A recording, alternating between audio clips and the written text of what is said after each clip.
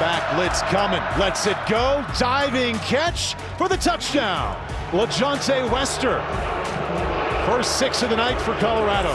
Well, the last trip to Lincoln, Nebraska was not a good trip in Lincoln, Nebraska. Buffs fall 28-10. They fall to 1-1 of the season. A dominating first half for the Huskers. Coach Gary Barnett, voice of the Buffs, Mark Johnson. Well, this place was electric tonight. And Colorado did not match Nebraska early, did we? It was electric, Mark. I've been here a million times, and I've never seen it quite like it was tonight. Everybody was ready for us except us. Yeah. And Bobby and I could feel it on the sideline when we were down before the game. And the opening kickoff was fumbled, and it just seemed to go downhill from there. We dropped a pass, we threw a pick, everything started rolling the wrong way. And then, and Nebraska was playing well. We couldn't find ourselves in the first half.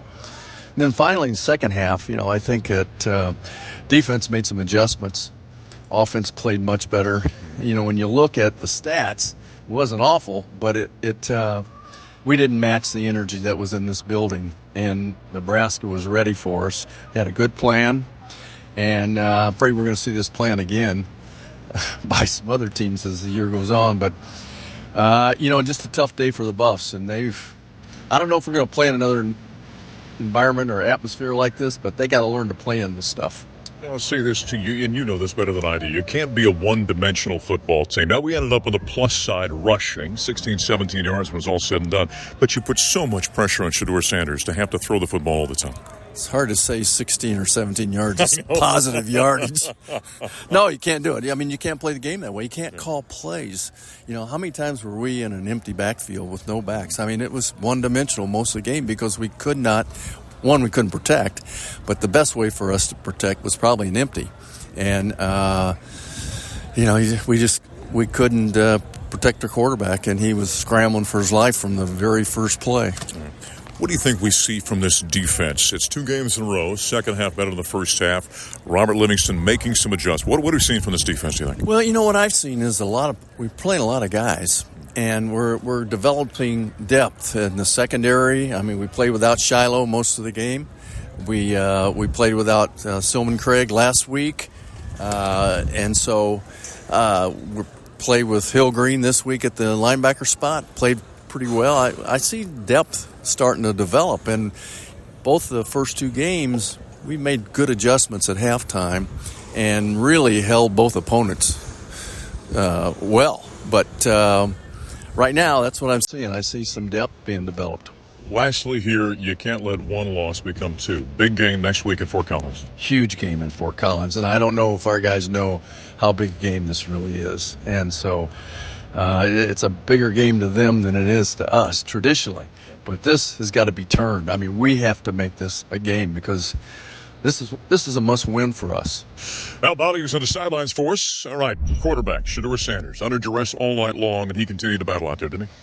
I mean, the kid's a warrior. He plays hard. He takes hits. He gets up, and he keeps battling. But it's just hard. It's a lot to ask of him, the type of pressure that's put on him. And when we're not, trying to show any sort of a run game, the defense can just pin their ears back and come after him. I mean, so give him credit for sticking in there, but we got to help him out somehow. All these stadiums you've been in as a player, as a broadcaster, this one might have been electric as one I've ever seen. I don't know about you. I don't know if I've been in a louder place than this one today. I mean, when Nebraska took the field and this game kicked off, it was electric. I mean, it was loud, and they were loud through the whole game. They never let up, these fans. So it was a great atmosphere to be a part of. Bobby, I know it's getting redundant here, but my goodness, you played a position. You had great running games around you. Boy, this team has got to figure out a way. You don't have to be a great running team. You just have to be adequate enough to take some pressure off that offense, right? Yeah, I mean, just have the threat of it, right? I mean, just commit to it somehow. I mean, it'll make Shedeur's life so much easier.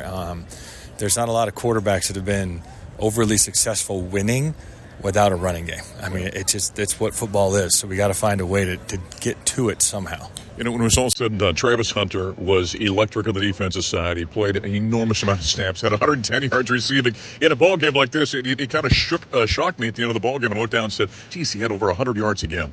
I mean, dude's just different. I mean, he's special. It says a lot when he kind of flew under the radar tonight, but still had those numbers like you just said. That's just how good of a player is. Just there wasn't that one that wowed everybody or took the top off the defense. But, I mean, the fact that how many plays he goes game in and game out is just remarkable. Travis is a competitor, too. I mean, he was fighting like crazy out there. All right, Rams next week. That game grows in magnitude, doesn't it? It's a huge game. I mean, they're going to be ready for us up there in Fort Collins. I've never been up there for a game. I've never played up there, so their fans are going to be ready. And this becomes very pivotal now that we're 1-1 to go up there. We got to walk away with a victory. You look around here. You gonna miss coming back here? It's special. It's cool. I mean, this is what college football is all about. Absolutely. I mean, this is a great stadium, a great atmosphere, great fans, great knowledgeable football fans too. So it'll be missed for sure. If you're ever going to question by the way, the courage of Bobby Pass, take a look at that hat right there, 62-36. Yes, he did wear it on the sidelines here at Memorial Stadium. Buffaloes fall 28-10 as they lose to Nebraska for the final time in his contract. By the way, next week we're in Fort Collins, 3:30 pregame, 5:30 the kickoff. Colorado at Colorado State, going to be a big one for Coach and Bobby. I'm voice of the boss, Mark Johnson. Thanks for joining us.